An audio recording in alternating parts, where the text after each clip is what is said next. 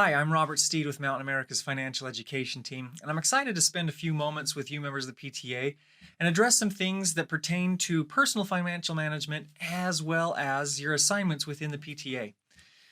The topic that we're going to be covering today is called, the presentation is Brains, Budgets, and Technology.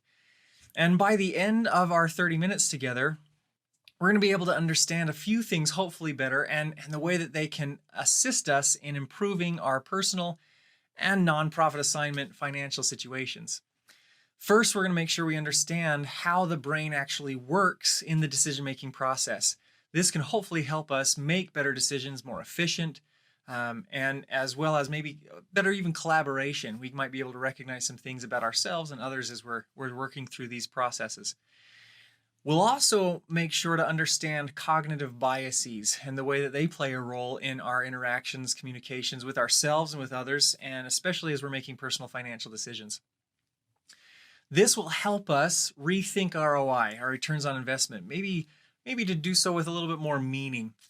And then we'll be able to bring in the money. Once we've got that framework, that decision-making framework in place, then we'll bring in the money and actually demonstrate how technology can be a very useful tool in maintaining accountability to those decisions that we've made. So first, let's start off with the brain.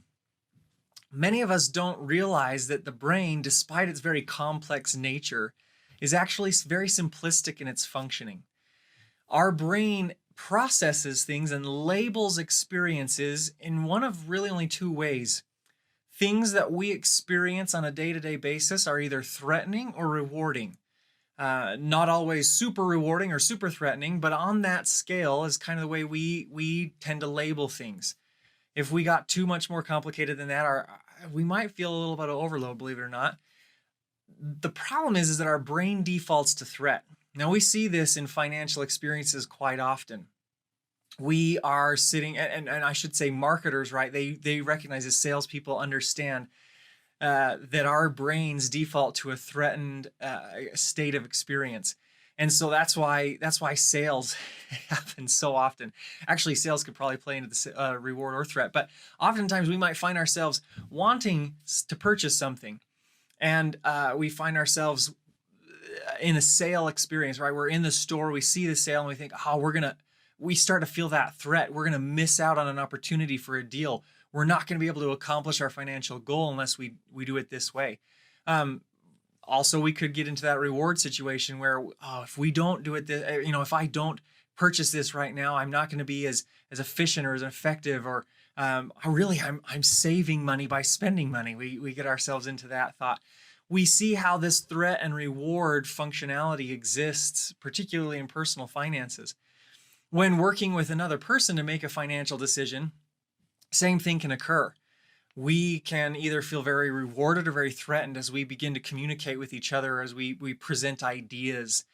And depending on how we react with each other, financial planning meetings are especially this way because money is so symbolic and it's so essential to everything that we do, especially within a business function. That ideas being put down or the way we communicate, now suddenly we might find ourselves widening this chasm almost, somebody feeling threatened and continuing to go down that threatened rabbit hole and unable to recover to the point where they can begin to make decisions that are beneficial to the organization. This threat reward mentality is important to understand because this is the way we label experience.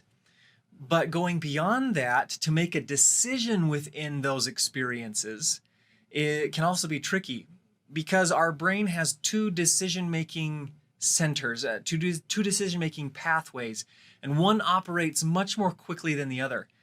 We might call the one that operates more quickly our caveman brain. It's the emotional brain. It's the brain that acts unconsciously. It's very fast and involuntary. These are not emotions that you are choosing to feel necessarily. This is that fight or flight kind of kicks in. It's especially prevalent in the threatening experience. It's also prevalent in the reward. We sometimes get down that reward rabbit hole, like I mentioned. Maybe we think of a good idea and we just keep going with it and going with it and going with it and building it up bigger and bigger and bigger. And now that emotion that's attached to this this reward center discussion is just ballooning it out of proportion. So this emotional caveman brain is meant to react quickly and to push things forward, to make action occur. That can be a good thing in many cases, but often if we allow it to dominate, then our rational brain, our rational decision-making route doesn't have an opportunity to really kick in. This is the, relatively speaking, again, these are milliseconds, these decision-making routes. Relatively speaking, this is more of the slow, controlled, rule-following decision portion of our brain. And so we need to make sure that we've got a way to enable our rational brain to kick in as we're having these financial discussions, both with ourselves, with spouses, with children, as we're trying to teach them about money, helping them understand how they experience these things as well, and within our own PTA assignments. Key to understanding this and making sure that we kind of conquer this emotional default is an understanding of cognitive biases. Now, biases, we're very familiar with the term bias, and how they form, though, and really the danger that they might play in financial decision making comes because we all operate to a degree, healthily, in that emotional center. And these are called heuristics. We follow rules of thumb, trusting our gut. This is where we can make good decisions. In many cases, they have had good results, and so that's why we kind of trust that default rule in any given circumstance if we need to act quickly. The problem is that when we become too fully reliant on those heuristics, now we lock in an emotional decision-making process. That's when it becomes a bias. And that's when we start to have problems in our planning, in our communication with others, and the way we manage finances. And so some of these, let's introduce some of these biases. The first one, that there's many of them, but a few of the basic ones that are readily recognizable within each of us. The first one would be the availability bias.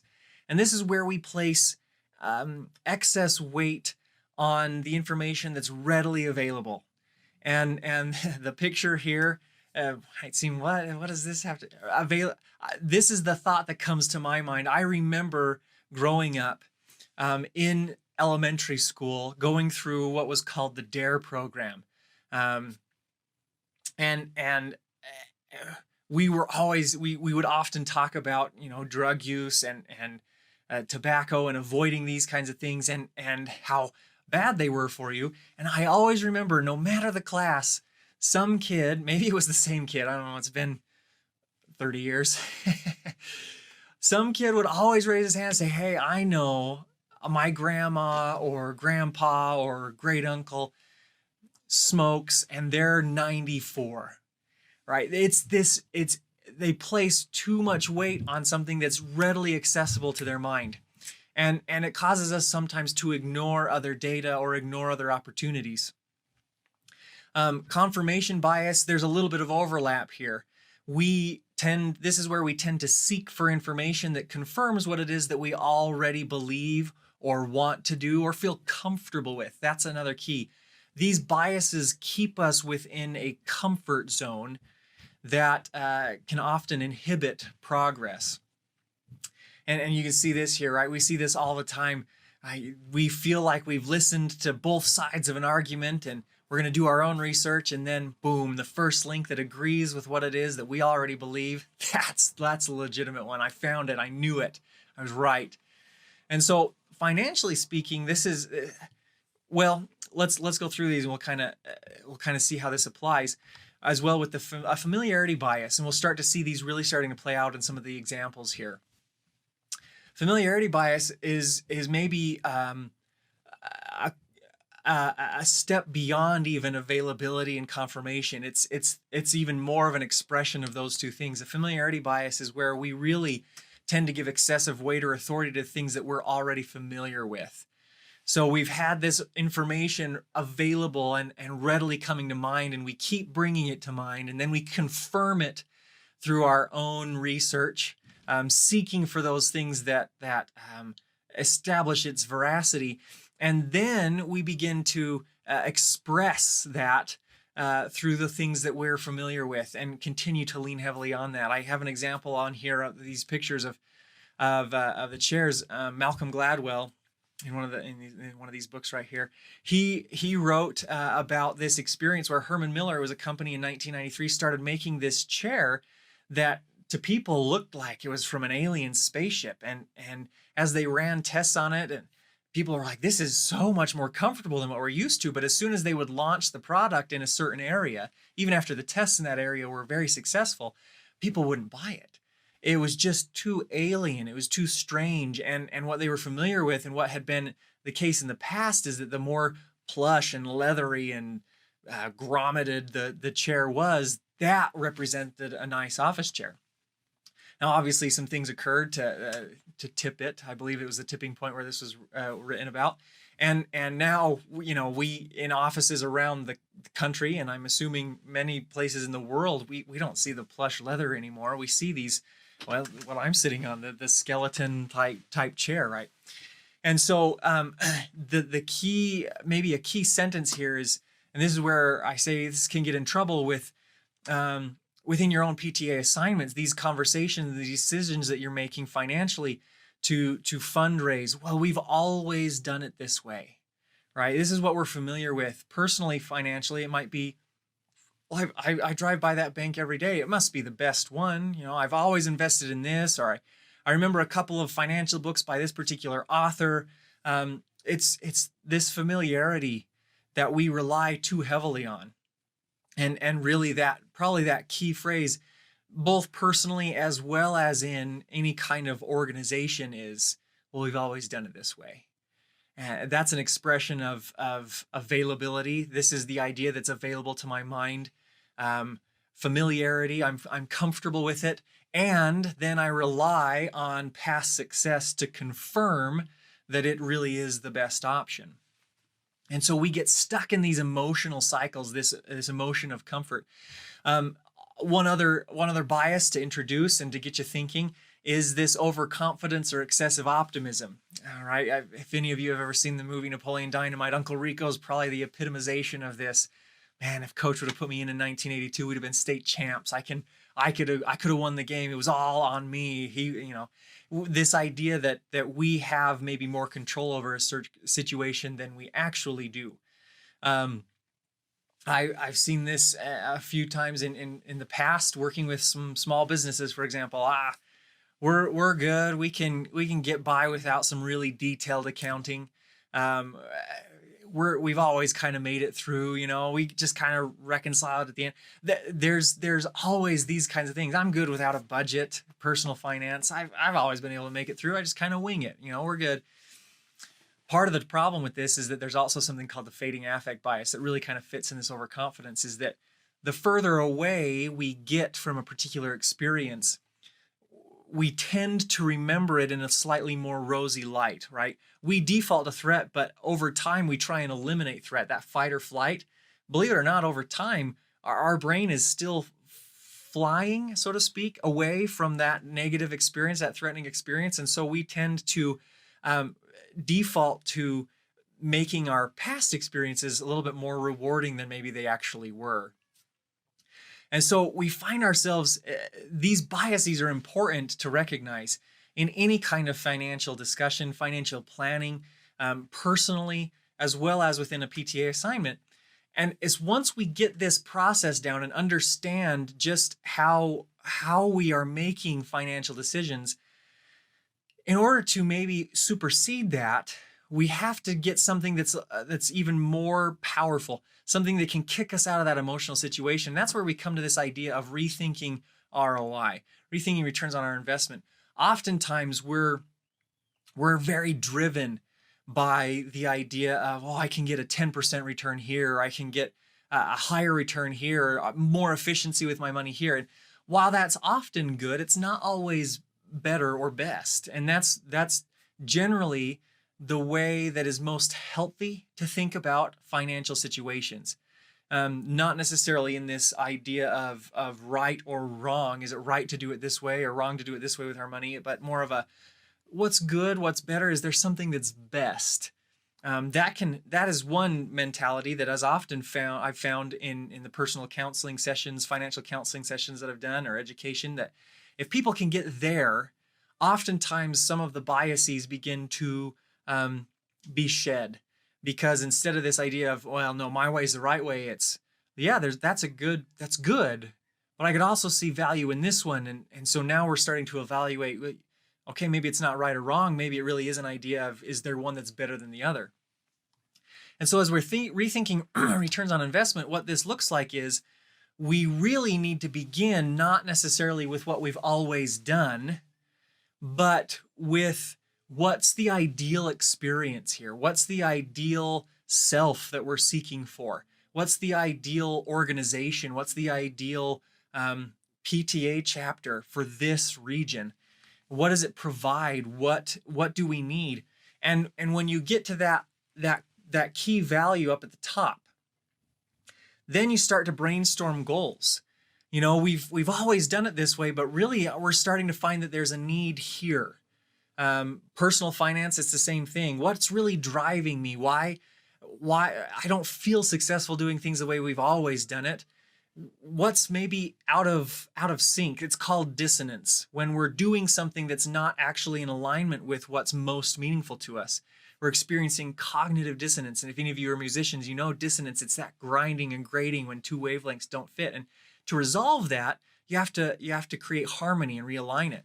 Same thing with financial management and planning. And so you start with that idea, well, what's really needed? And maybe the way it's always been done is what fits the bill and what gets you where you need to go. But it's always helpful to sometimes reevaluate that. And then you just start brainstorming, listing, without worry about particular dollars or cents.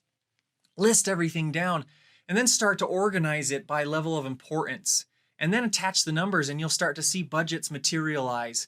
You'll start to see agreement between spouses or partners, or even with yourself, as you start with this thing that's most important and begin to tie your money management and your fundraising and everything towards the things that you know are the most valuable. This allows you to really start to get 100% return on your investment, so to speak, with your finances and your financial management.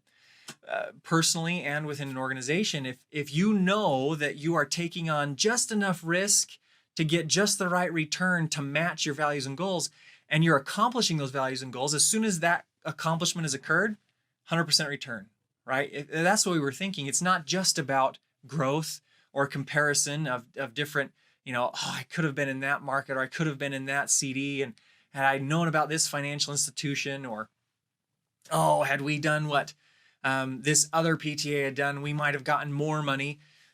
I mean, honestly, who's going to ever complain about more money, right? But the idea is that often that comparison, that seeking simply for the higher return on investment, often leads to feeling of discontent and a lack of accomplishment. And now you're back in the threatening mindset, and you're experiencing maybe some establishment of biases. When you're completely focused on the goal, you're measuring risk and rewards against yourself, against what's most meaningful to you. And now you're getting that higher return on investment. Now, once we've got this in place, notice we haven't talked about dollars and cents so much at all. This is what's called behavioral finance. It's something that's making a little bit more of a push in the financial industry. And it's something that I've seen and my coworkers have seen in the hundreds, almost 1,000+ financial counseling appointments that we've done over the last few years with individuals, and having done a little bit with small business in the past, I've seen this with them as well. This kind of clarity is what gives definition to financial success within a PTA chapter, within a personal financial plan. It's got to be very clear. And then we can begin to implement the principles that haven't changed for years. Budgeting is not a very exciting financial topic because it doesn't change much. There's just these consistent principles, and if we find that we're not sticking to them, then we feel like failures. But I shouldn't laugh at that, but we do. Everybody does. It's a very common experience. And so if we go back a step before we start implementing the principles and understand this core foundation of values, goals, and decision-making processes, then budgeting really becomes a manner of implementation and accountability. And technology can play a huge role in that. In fact, probably the key element to a successful budget really is accountability. You've got to create a way to stick to and measure against those core goals, values, and directions. And if you can't create that accountability, then budgets are always you're always going to wonder, right? Budgets are never going to be clear. They're always going to feel burdensome. And it's going to be hard to measure success. So knowing accountability is really what we're seeking for in any kind of budgeting process. Let's talk about technology. Technology has come a long way. Back when I was in school, and I don't feel like it was that long ago, but again, it's been a while. Since I was in high school, and I remember getting my first accounts, right? Getting really excited to have that debit card with my name on it. Man, that pumped me up. And I remember I had one checking and one savings account. That's what we did. And we did that because anytime we needed to make a transfer, we had to go to the branch. If we wanted to cash a check, or not cash a check, a deposit a check, we had to go to the branch. If we wanted to open up a new account, you had to go to the branch.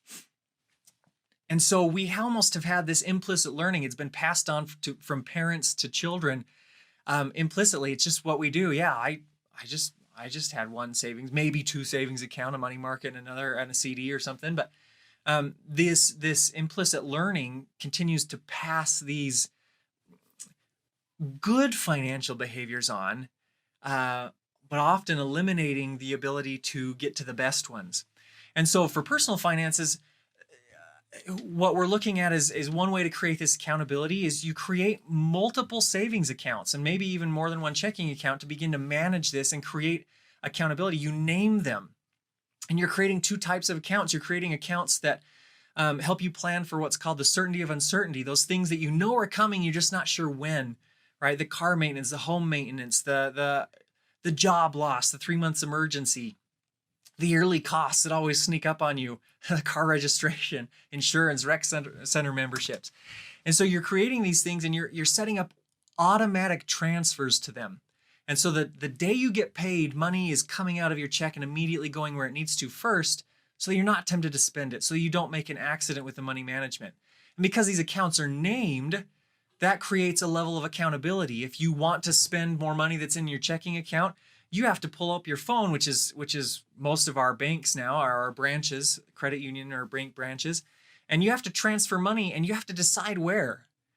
And if you're transferring out of the accounts that are preparing you for the uncertainty, well, now you're putting some other financial goals in jeopardy. You know, if in case you do lose your job or the car breaks down. But then you've got these other accounts as well that are the definition of your financial success. Vacation, projects, toys, and you've named them. No, not just projects, but like Hawaii or new bathroom or whatever. And now you've got to decide, man, do I transfer do I put Hawaii in jeopardy for this momentary spend that I want to make? And so it creates that accountability, and with the automation of the transfers, the money's going where it needs to go first. You're accomplishing your goals without biases getting in the way, without that emotion or without that threatening feeling of having to transfer money away from your spending. For businesses, possibly for PTA chapters, there's ways to do some very similar things. You can create multiple accounts for maybe multiple projects. You've done some fundraising for particular projects and you're trying to split it up, whatever it might be. Name the accounts, and you're also creating transactional histories and recording where you can go back and see where you're pulling money from before you spend it. Yeah, okay, we're ready to spend on this particular event after this fundraiser, so let's go transfer the money from that particular project account. It's a way to begin that accounting process. And it creates, again, that same informational clarity and emotional accountability. If that seems a little uncomfortable or a little unwieldy, I'm not exactly sure who you've got as your treasurer or how comfortable they might feel with technology. But there are some other things that could be useful. If you're looking for ways to still use technology for accounting and effective transparency and accountability, there are other things, API connections, where you can pull transactional data automatically into accounting software if you're feeling really good about that, and if your particular chapter, or I'm sure that the state level uses accounting software and are probably familiar with it, where you can pull that transactional data and begin to label it and account for things. There are dependable tools that I've used in the past for small businesses that can do that same kind of a thing, where they can take your financial login and they will download automatically at a certain interval that you specify the transactional data into a spreadsheet, Google Sheets or an Excel sheet that you've designated, and now it's bringing it in automatically and you're able to account for it. You can do something very similar if you've never done this, where you can actually download that transactional data into what's called a CSV file, where it'll import it into Excel or Google Sheets or Numbers if you're a Mac person, and you can then begin to manipulate that data and account for it and make reports and create accountability again for your particular budgeting, and it's all connected to your more effective decision-making process. You've clarified where it is you're going and what's most applicable for you, either personally or in your particular chapters. And now everything that you're doing and everything that you're spending and this technology is really just allowing you to maintain accountability to that particular plan, and doing so in a way that's not prohibitive. It's automatic in many cases, and so it's instant. It's automatic accountability and insight as to where it is you're going and where you stand in relationship to your goals. So to review, we've got this progression: brains, budgets, and technology. We begin with the brains. Make sure that you reflect on your money conversations.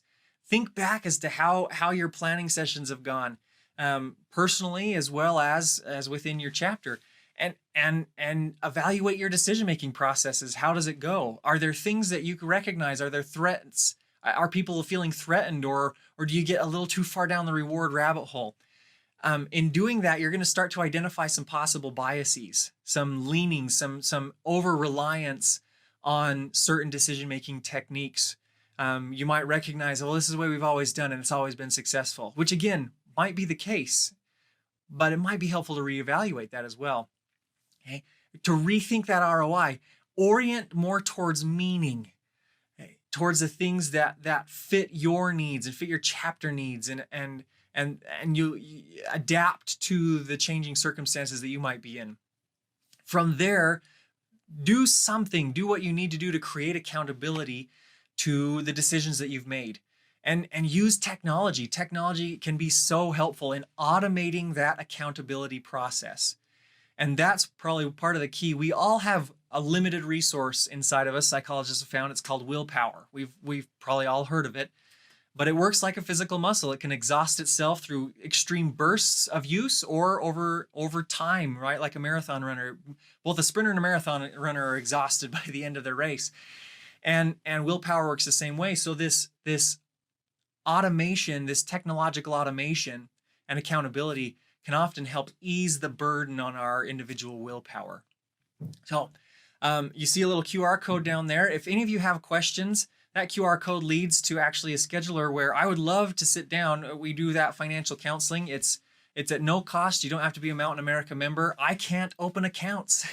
And so there's opportunities for you to talk maybe through some of these things with me, and where we can sit down at no cost for an hour at your convenience if that's something that you might find useful. If not, ignore it and go on your way, and go seek to better understand your individual decision-making processes and how it's been impacting your financial success, either professionally, individually, within your volunteering, within the PTA. Thank you again so much for letting me spend a little bit of time with you, and I look forward to hearing and seeing some of the successes as you read about all of the different things that the PTA is doing to benefit the lives of children. So thank you for your work, and thanks for letting me be a part of it.